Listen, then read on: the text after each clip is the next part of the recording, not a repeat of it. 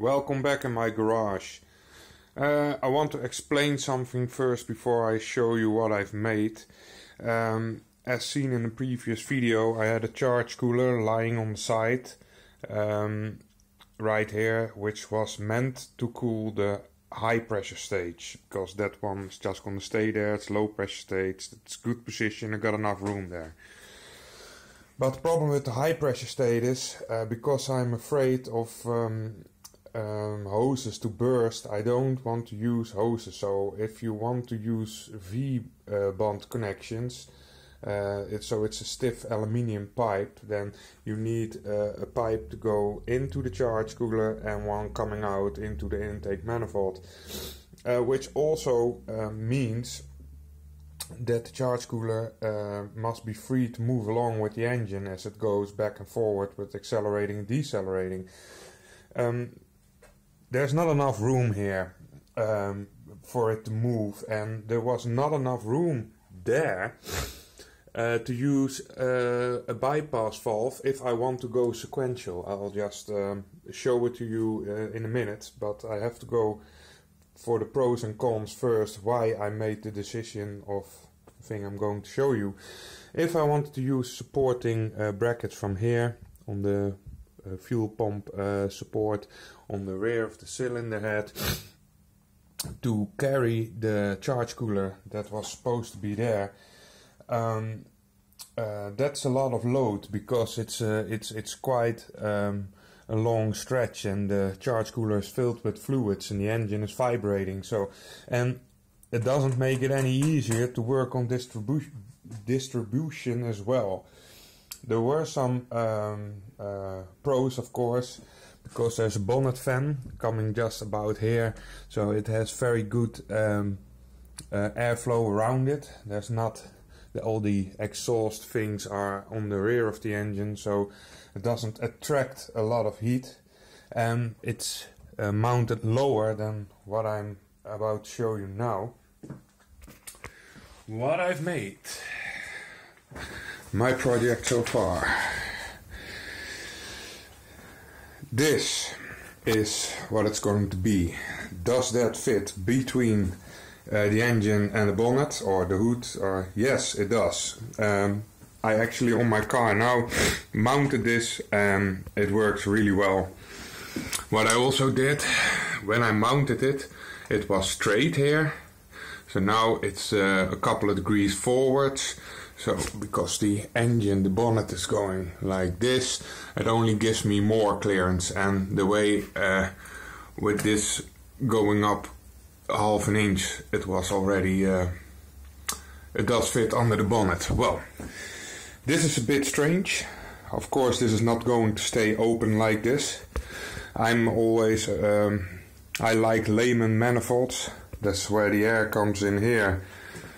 It fills this chamber, and then through this, how do you call it, crack, it fills this chamber. Well, now there's going to be a plate welded on like this, and this is going to be closed, so it's going to be one piece. That's really nice. This is the shortest possible intake manifold, so it's a lighter construction than having it mounted here on the side of distribution, which allows me to use almost stiff. So I'm going to weld another V, yes, there it is, V-bend clamp, and from here to here I need a reducer and a V-brand clamp. So this is able to move a little bit because there's a lot of heat. Things will get expand and get longer, shorter. So I'm gonna use one of these V-brand clamps here. So this is all nice and short as possible. Actually, it's quite hard because I need my MAP sensor here, which also measures temperature, which is not ideal near all these exhausts. So the whole package is not going to be nice and polished like I would like it to be. It's all going to be wrapped in this. Why? This is pure isolation, because on top of the engine is not the best place for a water cooler. Why? Because energy goes from a higher state to a lower state. So this is all heat, and this is going to be coolant water. I hope it's not going to be hotter than 30 degrees. So one of the problems is here. This is where heat travels from the cylinder head to the intake manifold. You got something called a panolic spacer for that, which actually is just a plastic gasket, a thick plastic gasket.